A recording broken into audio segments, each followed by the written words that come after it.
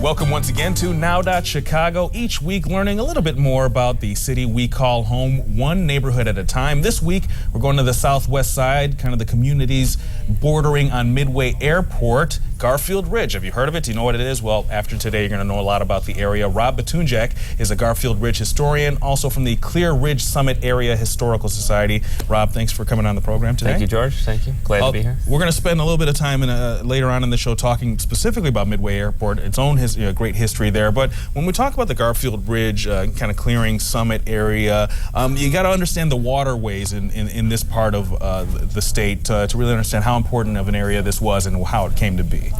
Yes, one of the most important waterways that really brought people to Garfield Ridge, original settlers, was the Illinois-Michigan Canal.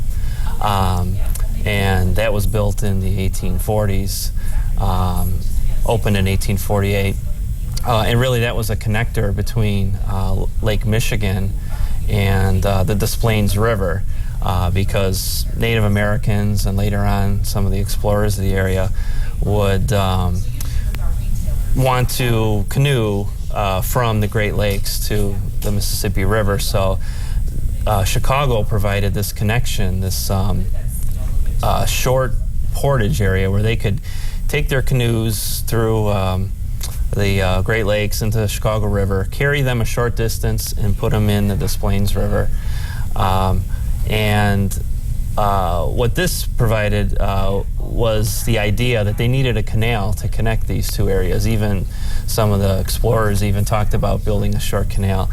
And the way it impacted Garfield Ridge was that when they built this canal, not only did it bring people to the area originally, but it also, the government was trying to sell some of this land to pay for the canal. So, and many of the street names and things like that, when we talk about Archer Avenue and other areas, are associated with kind of these land sales as well, the people behind them. Sure. William Archer was the early canal commissioner, and he was a speculator in the area. He bought a lot of land. And some of the other people that bought land in the area were former mayor Long John Wentworth, who was mayor in the 1850s, but he sort of built his summer place out in what they called Summit at the time. He built a farmhouse in 1868 at the corner of what's now Archer Avenue and Harlem Avenue, which is in modern-day Garfield Ridge. And when we talk about the name of the area, Summit, it really is kind of a summit over a lower-lying mud lake, I think it was called, right? Yeah. The previous to building the canal, there was this swampy area called Mud Lake. And the reason that they needed to portage their canoes was they couldn't walk through this mucky area. So they would use these diagonal routes on either side of this Mud Lake. Mud Lake stretches roughly from the northern border of Garfield Ridge into what's considered Stickney, the town of Cicero. But they would use these diagonal routes to get around this mud lake, and one of the diagonal routes roughly paralleled what is modern-day Archer Avenue on the south side. And on the north side of the lake, you notice there's another diagonal street, Ogden Avenue, right. And these were the routes that the explorers and the Native Americans took to get around it. And the reason when they were building the canal that they built this Archer Avenue to monitor the progress of the canal. And they named it after William Archer, and he bought a lot of land in the area. It's interesting, people who watch the show on a regular basis, I get emails or people meet me on the street sometimes, and they're like, that's one of the things that I never understood was, in a grid system like we have here in Chicago, you have things like Milwaukee Avenue, Archer, and Ogden, but these are the old streets, the old Indian trails, the ways you got around kind of a swampy area. Let's talk about some of the early settlers of this area as we move forward in history. Well, like I said, Long John Wentworth was an early land speculator, and he actually, at one point, owned 4,700 acres, which is quite a lot. Absolutely. Which would encompass almost all of modern-day Garfield Ridge clearing and the suburb of Summit. He accumulated this all throughout his life, and like I said, he turned it into a farm. He called it his Summit Farm. He would raise calves there and things like that. He would have dignitaries there. And what happened is, when he died in the 1880s, the area was still pretty much just as swampland, and he would lease a little bit of the land to farmers and things like that. None of the other early people really stayed, but after he died, his nephew took over and started to lease this land to a group of Dutch farmers. And these Dutch farmers made a little imprint on the area. They stayed. They built some churches. There is a church called it was originally called the Archer Avenue Dutch Reformed Church. Still stands on Archer and Mayfield is the cross street. It's a different church now. It's no longer a Dutch church, but it was built right after the turn of the century. They built a few other churches, and they're the first ones that really populated the area. Because still at this time, it wasn't part of the city. Right. It was just a lot of farmland and swampland. So, and your only major route through there was Archer Avenue at the time. Now, when do we really start to see a big influx of Eastern Europeans and Poles moving into the area? After the Dutch settlement there, Wentworth's nephew also sold a lot of land to developers. One of the most prominent developers was a man by the name of Frederick Bartlett, and he built a number of small subdivisions. He would subdivide the streets, and so this was around 1910, 1915, just prior to when it was annexed to the city in 1915. And what he did is, when he started selling his land, at first he called it the Bartlett Highlands to accentuate the high land, like you're talking about Summit. And, right. Because flooding was a main concern, being that it was so close to all these waterways. So he developed all these little areas, and eventually, from what we can tell, he pretty much coined the term Garfield Ridge to accentuate the ridge, and also the fact that 55th Street, Garfield Boulevard, also ran right through the area. So, but what he did is he sold these parcels of land, and that's when you started to see some of the other settlements of Polish, of German, of a lot of other Eastern European. Now, was there any kind of a real industrial base or factories or places really people concentrated or worked around that kind of the communities were built around? Right. Just to the south, in the Clearing, what's modern day Clearing neighborhood, there was a rail yard that was built in the 1880s by a man by the name of A.B. Stickney, whose name... I should have a bell go off every time one of these names comes out, because people don't know where these street names and town names come from, and it seems like this entire history is tied up in the area. Right, and Stickney, there's a suburb of Stickney just adjacent to there. And what these rail yards did, he had this grand scheme of building a giant circular rail yard that would have encompassed a huge area from 55th Street to 79th, and from Cicero to Harlem. It never came to fruition. In the 1890s, there was a depression of sorts, a recession, and it never really happened. But super duper rail junction in a sense. Yeah. You know what, Rob? Let's take a short break. When we come back, we're going to talk more about this important history of the neighborhood and give you a little history on Midway Airport. There's a lot to learn. Stay tuned.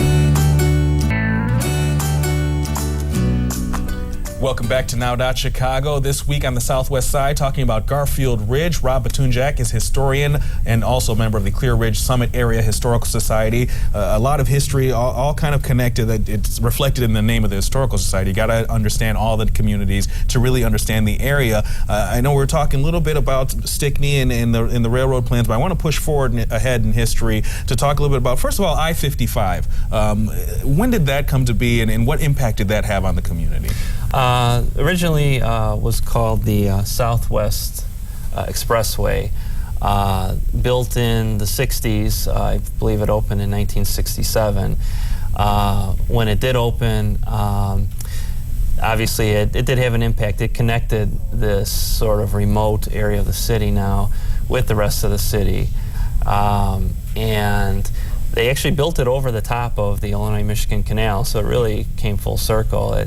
The canal was what built the neighborhood, and the expressway is what made it grow even more and really developed and matured into, a modern-day Chicago neighborhood. As you come from the city down 55, I mean, you see all kinds of factories, industrial bases, manufacturing, construction. I mean, it all kind of started to come together down there. But one of the features that you can't miss if you're anywhere in the area is, of course, Midway Airport. Let's talk about the history there.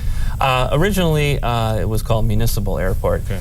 And what's really interesting about it is that parcel of land where it sits. You know, people see the airport and see that it's surrounded by neighborhood, unlike a lot of other airports that are built around water, lakes or oceans. The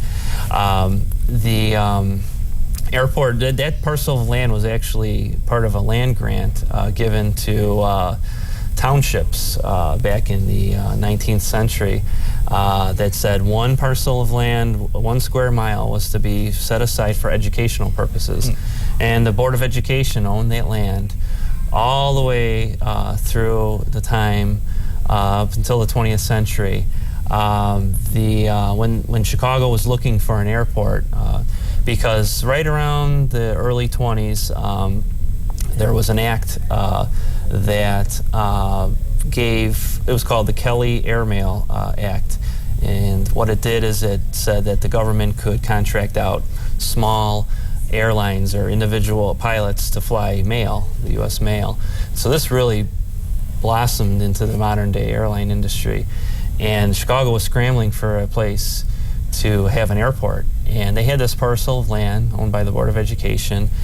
And they thought there was a bunch of little airfields all around, just to the south, out in the suburbs. Maywood had an airfield. Ashburn had an airfield. And they decided on this little parcel of land. And originally, the southeastern corner of this parcel of land near 63rd and Cicero was to become an airfield. And they called it Chicago Municipal Airport, opened in 1927.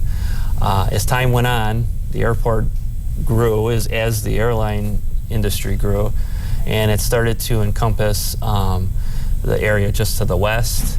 And eventually, they found themselves in a little bit of a problem because the area just to the west had a school there, a Hale School it was called, or as the people around there called it, the airport school.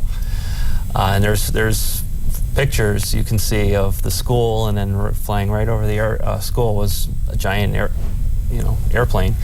And also, 59th Street, just to the north of there was railroad tracks running right through the middle of Midway Airport. And just to the north of there was a golf course. So they had a little bit of a problem as far as expanding it. So right after when the war started, World War II, they had an act of Congress actually to remove the railroad tracks. Wow. To divert them around, and the airport then took up the entire square mile from 63rd to 55th. And a lot of people might not be aware that for a period of time, Midway Airport, as we know it today, was the busiest airport. Yes, in the 30s and 40s, it was called. Nicknamed the world's busiest airport. So, it really took advantage of the growth of flight because Charles Lindbergh is said to have landed at Municipal Airport. FDR landed there at one point. If you've ever played Flight Simulator, it's a pretty challenging approach. Yeah, I talked to some pilots, and they said that it's very nerve-wracking to land your plane there. You make one little mistake, and there have been some accidents, and the accidents have resulted in homes in the area having airplanes land right on top of them or in their yards or. So it's a little bit. Well, in recent history, I mean, they did a major renovation and expansion, and it's really, I mean, Midway, when I was growing up, it was, kind of like it was the second airport, kind of a rinky-dink in a way, kind of old school. Think about like New York's LaGuardia, kind of old school, but they really poured a lot of money into it. I think from '96 on, they began that renovation. Really, it's a world-class airport at this point. Well, starting in the late 50s and 60s with the expansion, because they realized they really couldn't expand anymore because the neighborhood had grown around it. Right.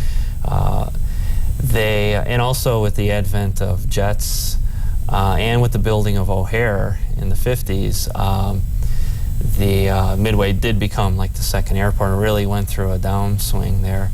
And then in the 70s and 80s, when the government deregulated the airline industry, these smaller airlines were able to become in existence, and they were looking for a quieter area. And actually, the fact that Midway was so quiet and dead at that point was actually a draw for them. And you had airlines like Midway Airlines and Southwestern Airlines that moved back out there and really brought it back. And in 1993, they completed the Orange Line L tracks. They went all the way to Midway Airport and really finally connected the airport, with public transportation. And then in 2001, they built a new terminal, which is a beautiful new terminal. Really fantastic. One of the main features of that new terminal, I'm sure a lot of people watching here have been through there, but a real monument to where the name comes from the Battle of Midway. They have actual aircraft in the terminal as you're walking down towards the gates from the Battle of Midway. Right. In 1949, they decided to rename the airport Midway Airport, as they renamed O'Hare after another World War II veteran. And yeah, they're very aware of their history. And in the terminal is beautiful. It's modern. It's